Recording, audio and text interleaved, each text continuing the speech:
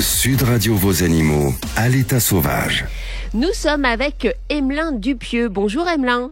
Bonjour. Emelin, je me permets de te tutoyer vu notre différence d'âge. Emelin, tu es lycéen, tu as 15 ans. Tu es un jeune photographe extrêmement talentueux. Toi, ta passion, c'est la nature. Et tu viens de recevoir un prix au prestigieux concours Wildlife Photographer of the Year pour une photo d'un papillon en voie de disparition qui s'appelle l'Apollon. C'est bien ça? Oui, c'est bien ça. Depuis quand fais-tu de la photographie, Emelin? Ça fait 4 ans maintenant que je me suis mis sérieusement à la photographie. Ça fait 4 ans. 4 ans que tu fais de la photographie. Et d'où te vient cette passion? Cette passion, elle me vient de mon père, Oui. qui faisait de la photo lui aussi bien avant que je naisse, et qui m'a un peu transmis cette passion voilà, à travers mon enfance. Tu l'as suivi un petit peu partout. Est-ce qu'il y a des lieux de prédilection pour toi pour faire des photos? J'aime beaucoup la montagne Oui. et les rivières. Il faut préciser que tu vis en Ardèche, hein, c'est bien ça? Oui, voilà. Et alors, être récompensé dans un concours aussi prestigieux que celui-ci, qui est un concours international, à 15 ans, quand même, chapeau bas, Emelin. Comment ça s'est passé? Comment tu as participé à ce concours? J'ai participé, alors en fait ça fait 6 ans maintenant que je reçois tous les ans à Noël le livre, Oui. le livre tiré par Biotop. Et du coup en fait ça m'a donné envie de participer à ce concours.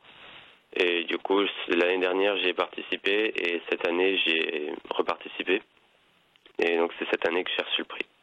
Incroyable, j'imagine que c'est une forme quand même de consécration. Il y a des photographes qui rêvent et qui sont bien plus expérimentés, entre guillemets, et âgés que toi surtout, qui rêvent d'être récompensés dans ce prestigieux concours international.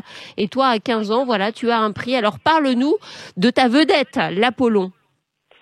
Et ben alors ce papillon, c'est un papillon qui vit en semi-montagne ou en haute montagne comme dans les Alpes. Mm-hmm. Mais on en a un peu chez nous en Ardèche. Et en fait c'est un papillon qui est un peu en voie de disparition parce que l'hiver il a besoin de neige pour survivre. Les œufs ont besoin de neige pour survivre. D'accord. Et comme par exemple chez moi en moyenne montagne il y a de moins en moins de neige en hiver, ben dans ces zones il est un peu condamné à disparaître parce qu'il n'y a plus de neige pour protéger les œufs. Toi, quand tu l'as photographié, tu connaissais ce papillon? Tu connaissais cette espèce? Oui, je le connaissais et je le connaissais grâce à un photographe que j'ai rencontré dans les Alpes il y a 3 ans. Oui. C'est lui qui m'a montré pour la première fois ce papillon. Je pense que c'est lui qui m'a fait l'aimer.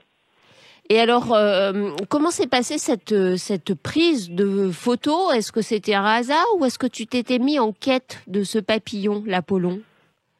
Et ben, c'était pendant des vacances dans le Jura, du coup.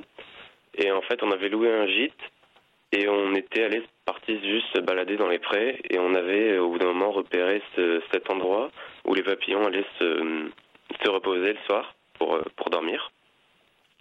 Et voilà, je me balade comme ça un peu, et puis je le vois sur cette marguerite.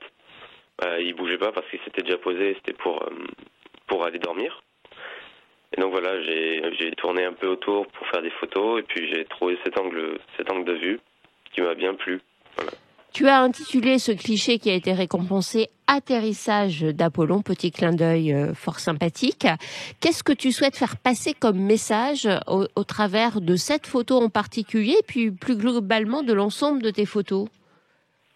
J'aimerais sensibiliser les gens à la protection de l'environnement parce que c'est une espèce qui est vraiment très belle, qui est incroyable, et la voir disparaître, ça m'attriste. Comme on peut voir, il n'y a pas que les grands animaux qui disparaissent, les ours polaires, voilà. Il y a aussi même les plus petites choses qui sont impactées par le réchauffement climatique. Est-ce qu'il y a des pays où tu rêverais de voyager pour justement faire des photos, témoigner de ce qui se passe actuellement dans la nature? Alors oui, les régions qui m'attirent le plus, c'est les régions froides, donc Arctique et Antarctique. D'accord. Ça serait vraiment un rêve d'aller dans ces régions. J'imagine que tu as peut-être d'autres photographes un peu comme modèles. Oui, bien sûr. Pour les photos dans ces pays-là, il y a bien sûr Vincent Munier. Évidemment. Après, autour de chez moi, il y a un photographe que j'aime beaucoup qui s'appelle Simon Bugnon. Mhm. Et Thomas Delahaye aussi, j'aime beaucoup ce qu'il fait. C'est lui qui m'a fait découvrir ce papillon, justement. Quand on est photographe de nature, photographe animalier, c'est un travail un peu de solitaire. Comment ça se passe en fait pour arriver à obtenir le cliché que l'on souhaite?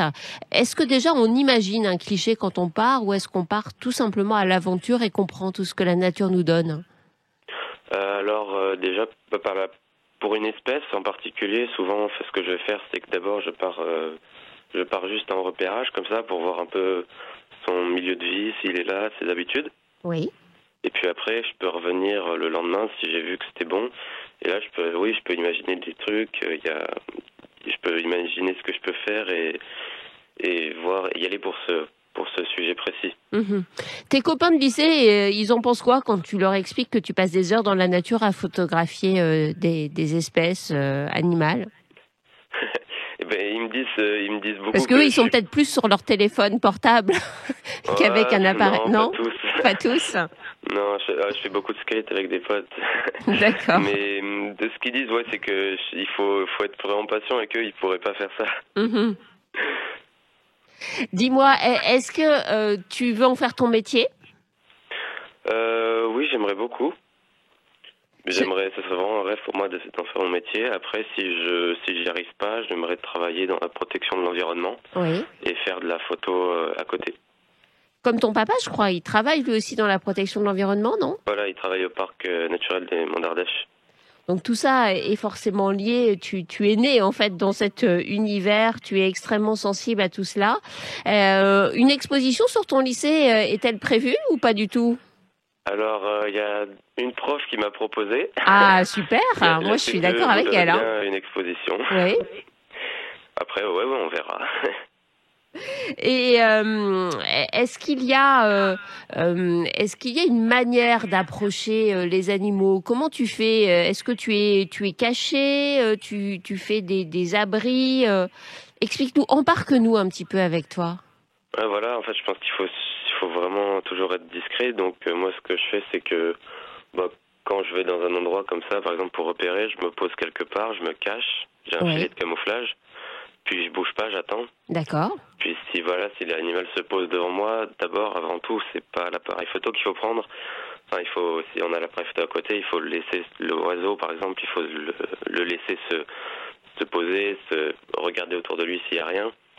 Puis après, quand il est bien en confiance, on peut essayer de bouger la main pour prendre l'appareil photo et faire des photos. Ah oui, il faut pas se précipiter, sinon on a tout perdu. Non, voilà, si on se précipite, il nous capte et puis il s'en va.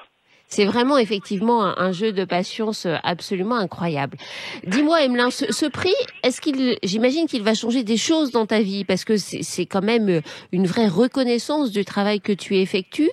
Ça va changer quoi selon toi? À part l'expo au lycée.